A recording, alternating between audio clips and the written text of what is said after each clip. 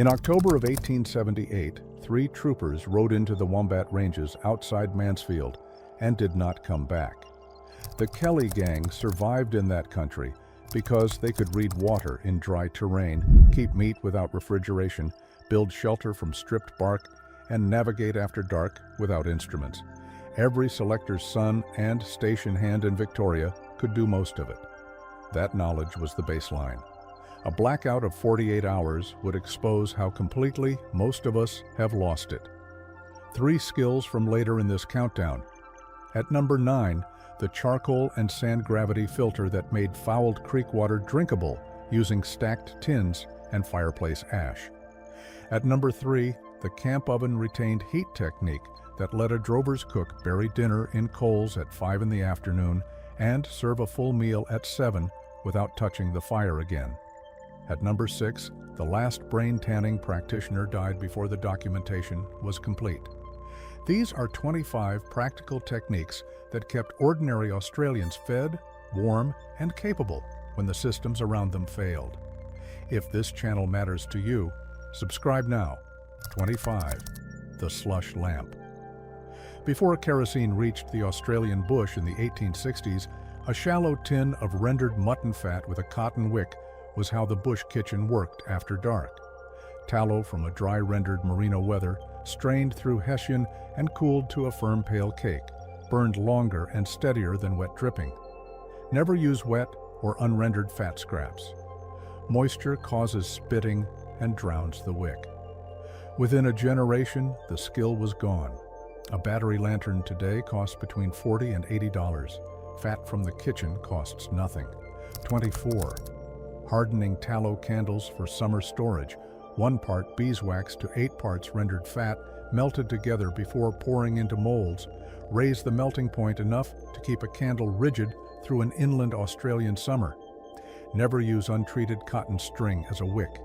It curls into the melt and drowns the flame. Borax-treated wick burns upright and clean. A box of 12 tallow candles from a country general store in the 1890s cost 2 shillings and 6pence. Comparable emergency candles today run between $12 and $25. 23. Flint and steel fire starting.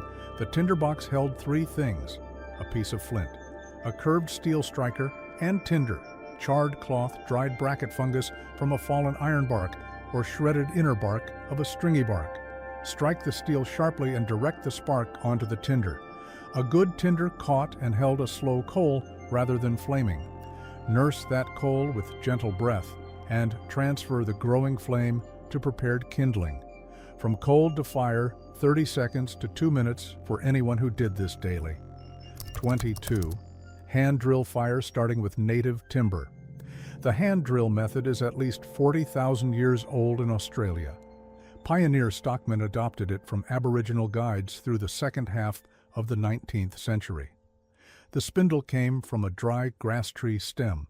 The fireboard came from dried native fig or wattle. Speed without downward pressure produced smoke. Pressure without speed produced nothing. Walter Roth documented this method in his 1897 ethnological study of northwest central Queensland Aboriginal material culture. 21. Producing charcoal for fuel and filtration. Stack dry river red gum or iron bark, cover the pile with damp earth, leaving a small air hole at the base, and light it from below. White smoke means moisture. Blue-gray means carbonization. Near transparent smoke means complete. Seal the hole and leave it for 24 hours. Good charcoal rings clearly when struck. Crushed between sand layers in a gravity filter, it binds organic impurities and removes turbidity from fouled water. Here is where the list shifts weight. The first 5 entries covered light and fire. What follows is the food knowledge that kept families alive between town trips across the Riverina, the Malay, and the Darling Downs. This is not farm nostalgia. This is the difference between eating and not eating. 20. Damper in buried coals. Let the fire burn to a deep coal bed. Rake a hollow in the center. Mix flour, water, and salt into a flat round about 2 fists thick. Place it directly into the hollow and cover it with hot coals and ash. Test after 30 minutes by tapping the top. A hollow sound. means done. A dull thud means more time. The crust carbonizes and brushes off. A bush damper in 1922 cost less than tuppence in flour. A sourdough loaf at a city bakery today runs between $9 and $16.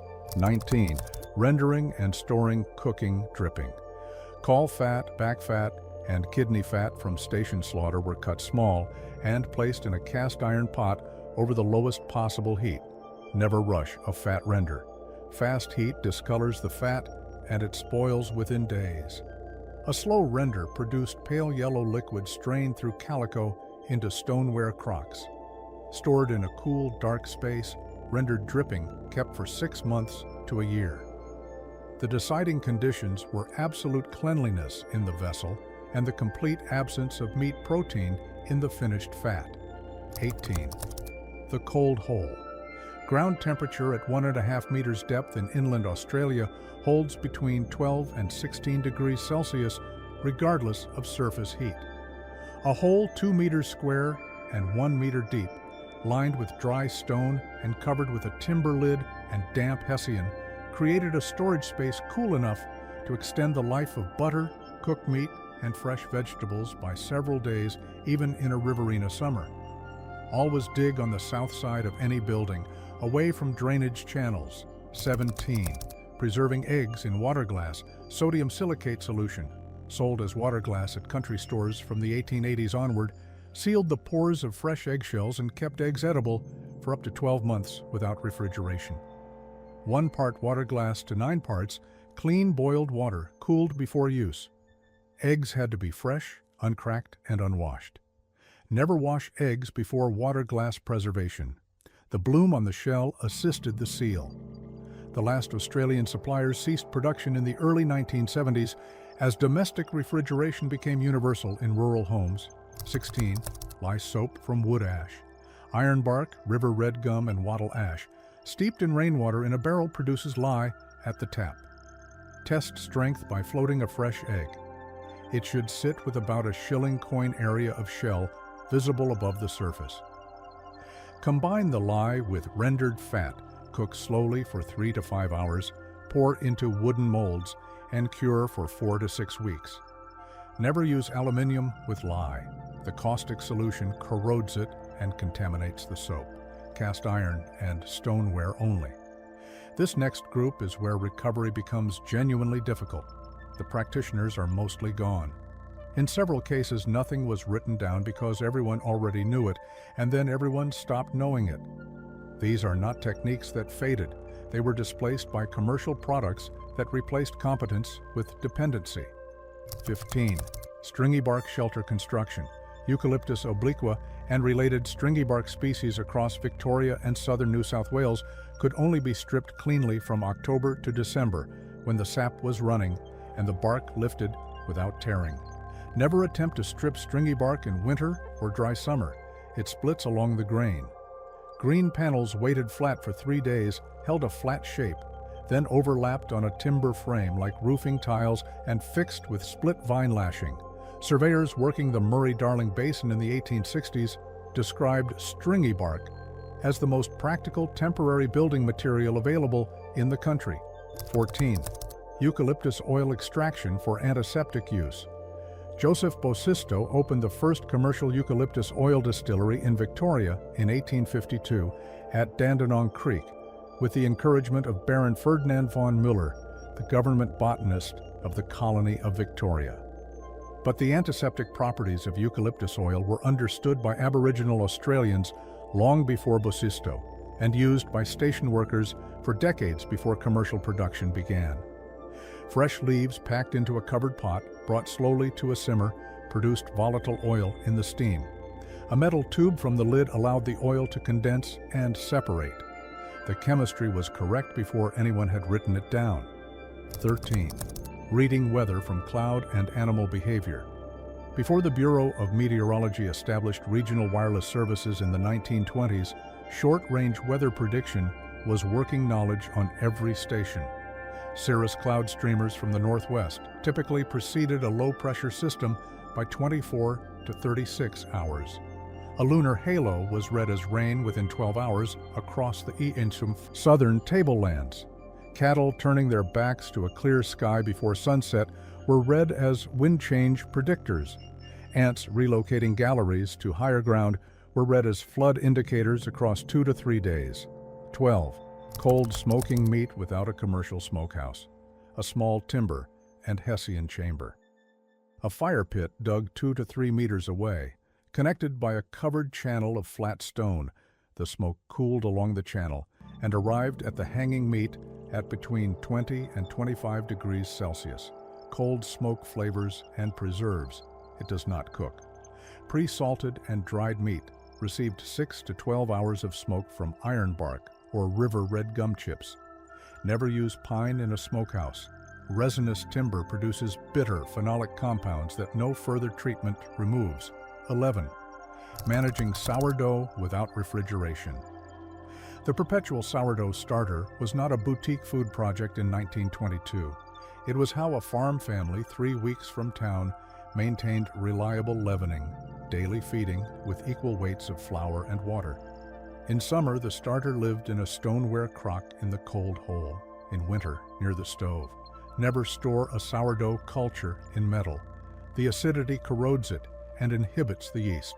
A starter recorded in a Darling Downs farm journal from 1892 was still active in an entry from 1931. 2 generations, 39 years. Here is where it gets genuinely uncomfortable. The skills that follow were not just forgotten. In several cases, they were regulated away, replaced by products that created dependency or left to die with the last practitioner before anyone thought to ask. Pay attention. 10. The dry salt mutton cure. The ratio used consistently across Riverina station journals was 400 grams of coarse non-iodized salt, 40 grams of saltpeter, 2 tablespoons of raw sugar, and black pepper per 5 kilograms of meat. Never use iodized salt. The iodine disrupts the curing chemistry. The rubbed joint rested skin side down in a cool, non-metallic vessel, turned every second day for 7 days, then hung in a cool, airy space for a further 14 days. New South Wales food safety regulatory changes in the 1970s sidelined this method. Research with Meat and Livestock Australia confirmed that traditional domestic saltpeter concentrations produced bacteriostatic conditions comparable to modern refrigerated product. The regulation was written for industrial misapplication. An artisan cured product at a regional farmer's market today sells for between $60 and $90 a kilogram. 9. The layered charcoal and sand gravity water filter. Layer it from base to top in a tall container. 10 centimeters of fine sand at the bottom, 15 centimeters of crushed hardwood charcoal above that, 10 centimeters of coarse sand, coarse gravel at the very top. Water poured through the gravel passes through progressively finer layers and drips clear into a collection vessel below. The charcoal carries a negative charge that binds positively charged organic impurities, removing turbidity, tannins, and off flavors from fouled surface water. CSIRO research has confirmed that layered charcoal and sand filtration meets acceptable turbidity standards in conditions comparable to inland Australian creek systems. Replace the charcoal every 2 to 3 weeks. The filter does not sterilize. Boil all filtered water before drinking. 8. Making vinegar from fermented fruit. Farm kitchens produced vinegar from bruised and fallen fruit. Crushed apples or figs fermented in a covered ceramic vessel for 1 to 2 weeks until the sugar converted to alcohol. That rough fruit wine was poured into a wide, shallow vessel and exposed to air for 4 to 6 weeks, where Acetobacter bacteria converted the alcohol to acetic acid. The mother of vinegar, the gelatinous mat that formed on the surface, was preserved between batches as a starter. Never add chlorinated water to a vinegar culture. Chlorine kills Acetobacter outright. Finished vinegar served as food preservative, wound treatment, and cleaning agent. 7. Wattle bark tanning for leather repair. Black wattle, Acacia mearnsii, is the world's principal source of tan bark.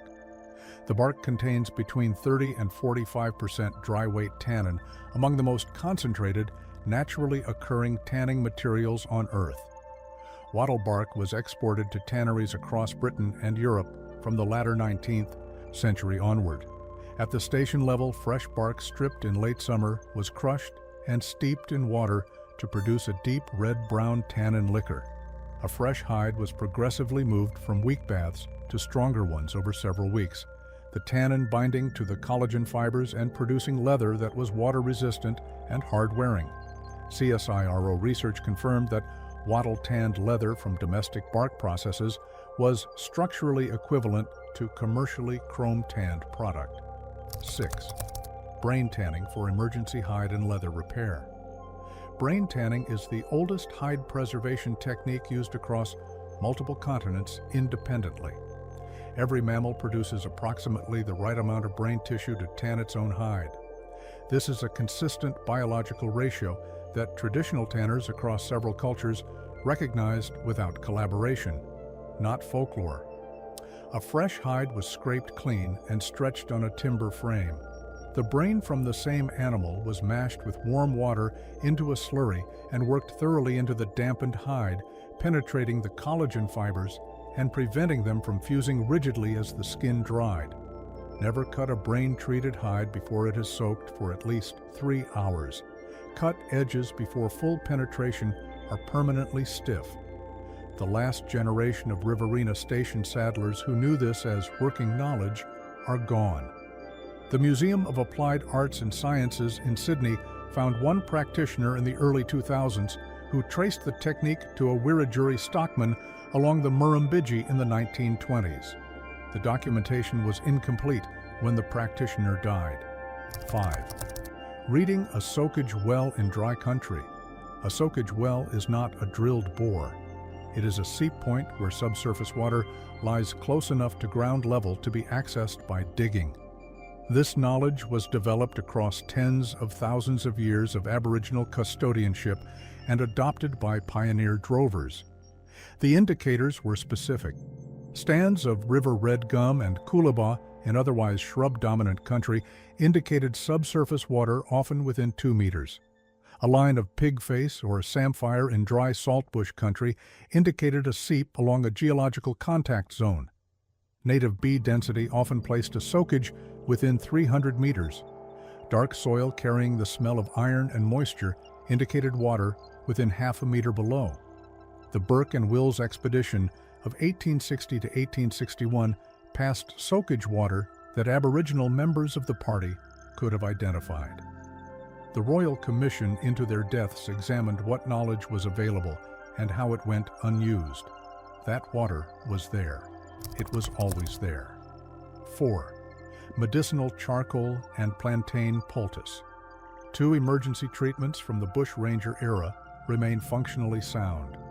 Fine hardwood charcoal, ground to powder and mixed with water at roughly 1 tablespoon per half cup, was the first-line treatment for food poisoning and suspected plant toxin ingestion in station kitchens.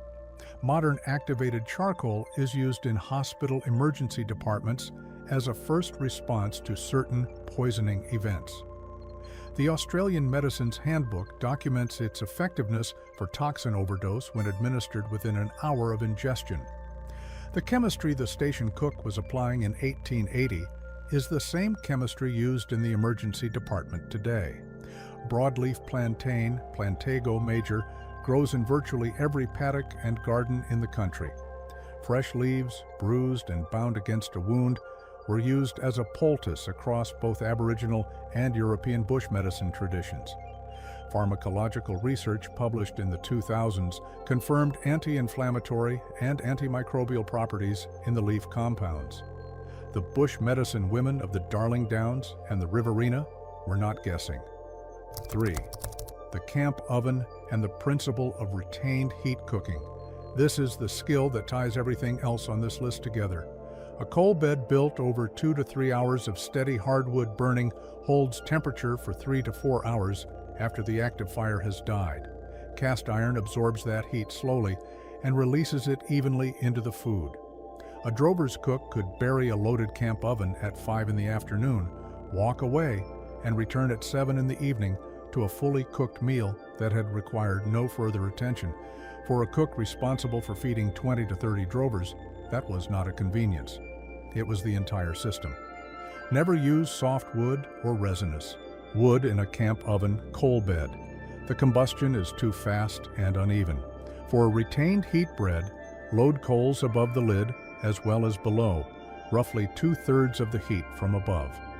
The camp oven fed families through the Federation drought of 1895 to 1903. There are camp ovens still in active use on Riverina stations that were purchased before Federation. 2. Dry braining corned beef without refrigeration. Corned beef was not always a factory product. For most of the 19th century and well into the 20th, it was what the Australian farm kitchen produced when a beast was slaughtered and needed to keep for months. The brine ratio used across Riverina and Darling Downs station journals was 1 kilogram of non-iodized salt, 100 grams of raw sugar, and 50 grams of saltpeter dissolved in 3 liters of water brought to a simmer and cooled before use. A piece of brisket or silverside of 3 to 4 kilograms, fully submerged in a sealed stoneware vessel, required 12 to 14 days before the cure had penetrated completely. Never use iodized salt. The iodine inhibits the bacteriostatic action and discolors the finished meat. Correctly brined beef stored in a cold hole lasted 3 to 4 months.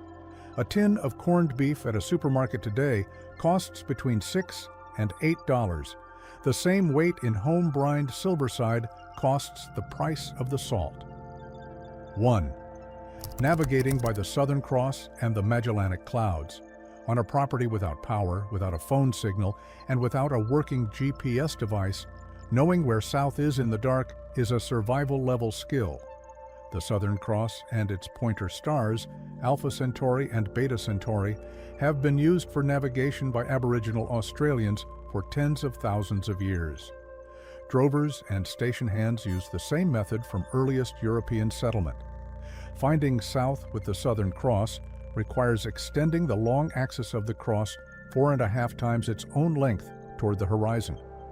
Where that imaginary line meets the horizon is south. On a clear inland night, this is accurate to within a few degrees. The large and small Magellanic Clouds, the 2 satellite galaxies visible to the naked eye in the southern sky, were used by Aboriginal Australians as seasonal and directional reference points. They appear in drover accounts from the Kimberley and the Barkly tableland through the late 19th century.